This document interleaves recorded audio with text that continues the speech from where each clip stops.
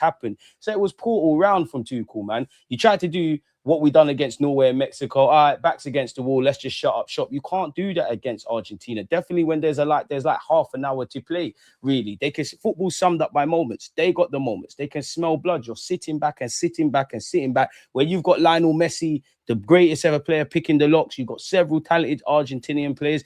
Everybody could see it. The players felt it, especially with what they say after it. Tuchel, obviously, regardless what he said, knows it. Even people's parents and family members that don't give a flying monkeys about football that just happened to watch that game yesterday would have seen it. Have no regrets, and there's plenty of them. I know Tuchel's saying there's not regrets, but there is. Now, granted, we could have not gone to a back five. We could have stayed what we're doing, and we would be criticizing him for something else. But there's a way to lose. There's a way to go out on your sword, and it wasn't a valiant effort. Or it was for about an hour, and then you went into your shell. You was inviting pressure. And it is what it is. Argentina versus Spain is the World Cup final. No one don't care about the third place playoff. I guarantee the French don't care. Neither do the English. Ideally, I would love for Declan Rice and Saka and Noni and Madueke to say you're ill, don't play. It would annoy me because I'm not even saying Kobe Mainoo would have been the answer yesterday. But again, tools in a toolbox. There's many ways to defend the lead. Obviously, the method that we didn't do. Obviously, continuing what we're doing, we had no outlets as well. Even going to a back five, individual performances weren't there. Kane, whenever we need you, you're not really there. But that's me expecting, looking around and seeing people that play for Bayern Munich, people that have scored a whole heap of goals. Someone like Harry Kane that's in the race for a golden boot, talking about Ballon d'Ors. You've got Real Madrid's Jude Bellingham. You've got people that have now moved to Barcelona. You've got Arsenal Premier League winners. You've got people that have committed a big move to City, ×2 with Guehi and Anderson. So there's a lack of leaders. I don't think apart from Jed Spence, none of you stood up to be counted. And big up Pickford for the save. Jed Spence was undoubtedly better. It raises in question relationships. You took off Declan Rice and Reece James was in issues. We ain't got a good relationship down that right-hand side. Don't really have one down the left. Cool, the pivot's been the same. Rice is running to the ground. And he's probably literally got nothing left. Like, I don't know, innit? It's annoying. But you've got no one in midfield that can hold on to the ball. You could have drawn for Mainoo. You've got no one else that could have done a right Declan Rice thing because you've already played your hand. You've got Harry Kane isolated, Jude Bellingham isolated. Even when you've gone to a back five, why not bring on Ivan Toney? Because Kane wants to drop into midfield. We needed a focal point. We needed a focal point up front that's just going to let the ball stick. You needed runners. Even with that, if you was watching that game closely, depending on your camera angle, just before Anthony Gordon scored, who was about to come on? Probably for Anthony Gordon, maybe for Rashford, but for who was going to come on? Marcus Rashford was about to come on. Then he changed it. And I know this is Tuchel's first tournament and things of that ilk, but, bro, there's more to give. Like, we've shot ourselves in the foot. And again, Tuchel, your coaching staff, the players, if you lost in it, which we did, but have no regrets. There's plenty of regrets. Some of you will not play in the World Cup again. You will not share the picture with Lionel Messi and all of those people and a strong nation in the defending World Cup champion. So best of luck to Argentina. Obviously, Spain against Argentina. It's going to be a great clash. It's going to be interesting because, you've got Lionel Messi, who's been the guy. I've seen you in the World Cup play Mbappe. And actually, one game I'll always remember is was it PSG Barcelona? I'm sure at the Nou Camp, Mbappe done a madness. You've got that. Now you've got Yamal, who hasn't really been setting the world alight at the World Cup against Messi. And there's plenty of other talking points. So, yeah, man, it's just the same old, same old. This country doesn't have a philosophy as much as they tell me and an identity. And even that, when you look at the FA, from probably about the last 10, 15, 20 years, from the grassroots level all the way now, what we talked about, possession's 9/10 of the law. You want to hold on to the ball. You want to do all of these things. So you've got a manager like Thomas Tuchel who abandoned all of those principles. Now, if Tuchel felt that was the thing, great. You're damned if you do, damned if you don't. But it was cowardly. We don't have no philosophy. I think we've got an inferiority complex in that. Obviously, if we played Spain, France, Argentina, they're better than us. But I've seen Cape Verde go out on their sword a bit more. Bare of them African nations. England couldn't even do that. Couldn't even do that. You was having a goal, keep having a goal. What? You tried to do the Arsenal thing without the Arsenal players or the Arsenal manager. We're taking the lead. You know what? Stink out the place. We're going through. Not capable of it. Konza stinking up the gaff, who's also been linked with us. Stinking. Bro, that was smelly. Going to a back five and then move, and then all the aspects dropped. And that tells me two things. That tells me, one, the players don't believe that was the right thing to do. And it also tells me that they were nervous. And Tuchel, you didn't believe it. Why'd you go to a back five in general? I know there's managers at club and country who play back five, back threes anyways, and it's as defensive or as offensive as you want, but you don't trust yourselves defensively. You don't. And again, sometimes trying to be a bit negative. I don't like the word negative. Trying to emphasize a bit too much on the defending has the adverse effect. If there's one thing that Argentina side have a weakness is pace. It's running in behind. Their fullback switch off. Look where Morgan Rogers has found Anthony Gordon. And again, with Jude Bellingham and Harry Kane, yeah, there was nothing to scream and shout about from a number of individuals for things we're discussing evidently at this moment in time. But to a degree, Kane, we were shit against Congo. You got us out of jail. Jude Bellingham, you've got us out of jail 1-2 times. Over-reliance on them. Again, it's like a Premier League season, isn't it? You might have your star attacker, your star attackers better yet. And out of 10 games, 9 games, they're on it.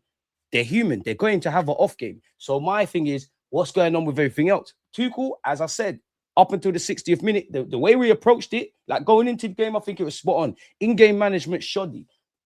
He could turn around and say, yo, remember, you know, obviously, I've just signed a new deal, so there's confidence in me. This is my first international tournament. I've got to a semi-finals. All focus is on the Euros. But I don't know, man. And again, I was critical on some of the selections going into this World Cup. I eased up a bit. But this is what I mean about in moments like this, you've got tools that can't be utilized. Fair enough if you had Liverpool's Jordan Henderson, right? If you had Liverpool's Jordan Henderson, I can understand him being in the squad. I get him being in the squad beyond just on a football pitch. I understand, good lad, all that kind of crap, yeah? His biggest highlight has been busting his hand, really and truly. You've got tools that you're not utilizing. You left tools at home. Yeah, Trent could have been cut open defensively, but he might have pinged one lovely ball over the top. I don't really care for the Phil Foden discussions. Quality player. This is why you need a Cole Palmer on that bench. Couple man should have forwarded to this World Cup, but that's all shoulda, woulda, coulda, and all of that kind of crap, man. Smash the like button and subscribe, man. The rant still continues, people. This is going to be a shorter show because, provided Babs doesn't flop, I've got Babs on at 6 p.m. I've got to go and do some stuff. But yeah, England have been eliminated every time they have faced a top 10 ranked nation in knockout stages of the FIFA World Cup since 1998. So, but again, defined margins. There's enough lived experiences. 45%. England averaged 45% possession and had 0.44 XG up until Anthony Gordon's open. All right, they're better than us. That in that regards, that's cool. For the rest of the game, we averaged 21% possession and produced just 0.09 XG. And even when you look at Dan Burn coming on, he actually didn't touch the ball that many times. You can't do that foolishness against Argentina. 12%. England had just 12% possession when they were winning 1-0 for 30 minutes last night, bro. And when I'm not being funny, you look at this England side, and you don't hear me say this about club sides. You look around, yeah, historically, you might say Spanish. We know their ethos, tiki-taka, very possession focused. South American sides, they're passion merchants and whatnot. Brazil, not so much in today's day and age, but then Brazilian sides, Jogo Benito. What the fuck is England's philosophy? Because we got great attackers, been producing that. We're not a great attacking side. We're not a great defensive side. So my thought is, what would sit here and think, rah, we could keep them out for 30 minutes? Obviously, when you watch Argentina or just talk about Argentina, Lionel Messi's the big dog. And he's the GOAT. But part the GOAT off for a sec. You've got Enzo Fernandez. You've got McAllister. You've got Lautaro Martinez. You've got Julian Alvarez. You've got this one and that one. We're not good enough defensively to want to do that. And if you were going to do that, that's a last 10-minute job. And now I'm starting to overthink to the point where maybe, all right, cool. Maybe on one hand, Tuchel, you know what? You got it wrong. It smashed the like button, people. You got it wrong. You felt that was the right thing to do in game. Hold that in it. Now I'm starting to think going into the game because of, as I said, I rated the first hour. I rated the selection. I rated the approach. Now I'm starting to think you always had that thought. The minute we get one goal, shut up shop.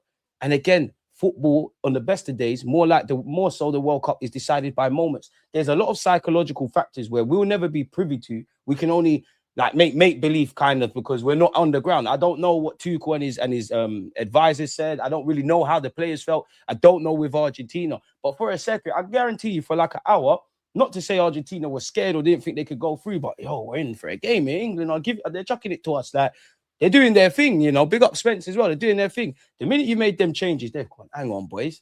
They're fucking scared. Everyone stay patient. And this is me pretending I'm Argentinian. They're fucking scared. They can't defend us for this time. They're shook on Messi, boys. They're not following runners. Not only that, lads, we've been here against Egypt. We've been here against Switzerland. Probably been here in 2022. It's something's going to give. Man, a shook, bro.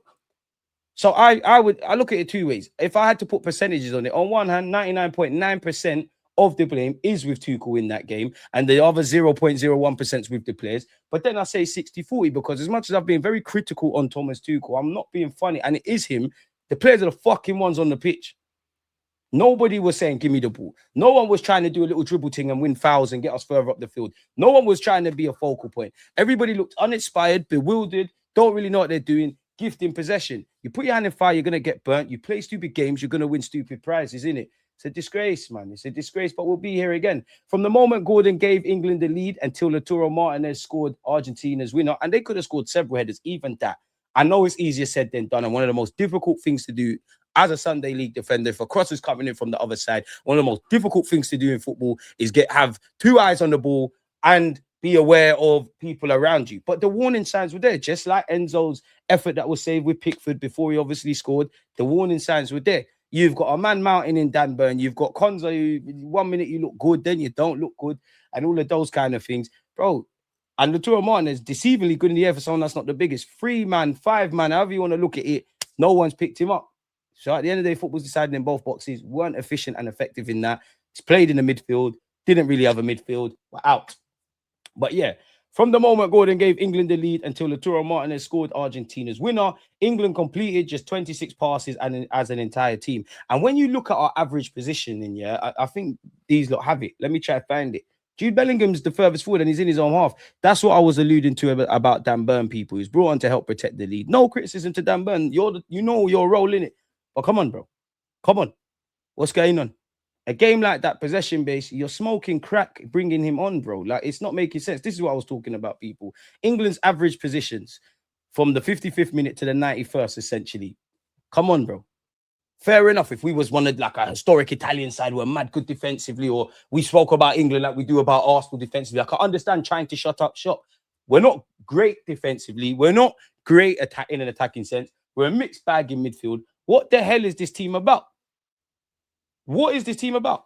Because in my 31 years, I'm not going to sit here and cap semi-finals, quarterfinals, everything Southgate's done. Probably been the best times I've seen as an England fan. Obviously, I've had some moments. Joe Cole's screamer against Sweden and whatnot. But the golden generation, what did they sit here and say? Act like pussy. Oh, we couldn't get on because I played for Man United and he played for Liverpool and this one was at Chelsea and this one was at Arsenal. They were shit as well.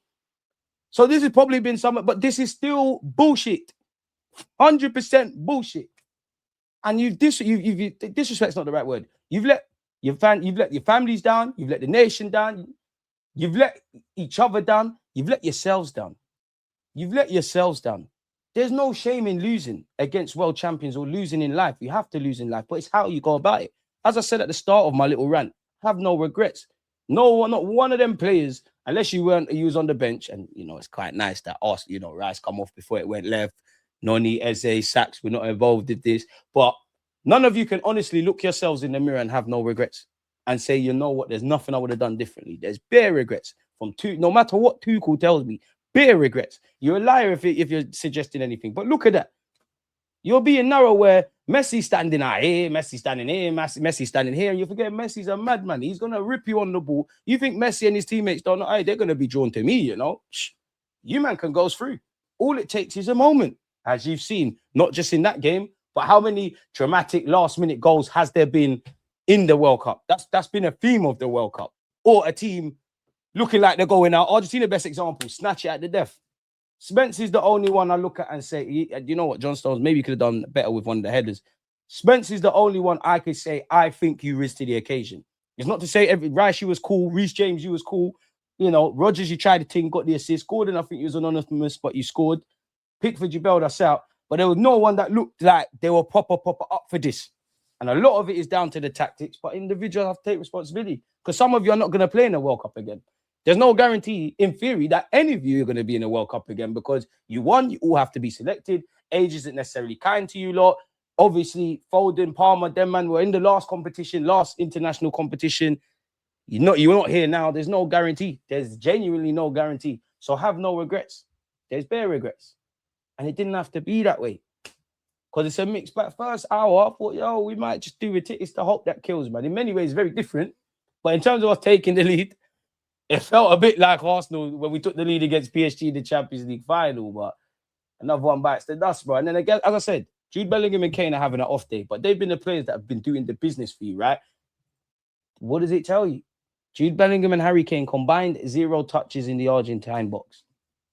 So that tells you tactically something went wrong. And that tells you like in the Premier League or at club football, sometimes your key players are going to have an off day. Who else is going to stand up to be counted? Look at Liverpool. Whenever they've won the league, cool, Mane, Salah, these men are in the highlights, they're scoring. But I guarantee you, over 38-game period, there were times Salah was shit. And a Darwin Núñez, a Firmino, an unlikely Fabinho, an unlikely hero is making something happen. I don't understand why Saka didn't come on as well, but hey, man, it's neither here nor there, in it. Like, we're tired with the England thing. We'll get back onto to Arsenal and all of that in a second, people. But yeah, man, that's my rant about England over, man. And I've actually been quite rude to you lot, man. Good morning, good afternoon, good evening, and of course, in some cases, good night, people. David Ornstein has spoken. Arsenal reach agreement with Club Brugge to sign Christos Zolis. The deal for the 24-year-old left winger done at 40 million euros asking price set by Club Brugge. So what we can do is go on the Athletic. Where's the Athletic? The Athletic. Go on the Athletic. Oh, yeah. Done. He said we're not signing people. He said we're not signing people. Go on the firewall. Press behind the paywall. Press this button. Oh, where's the other one? I found the other website works a bit better. Sorry, people. We got to work the socials for you guys, don't we? Let's go here.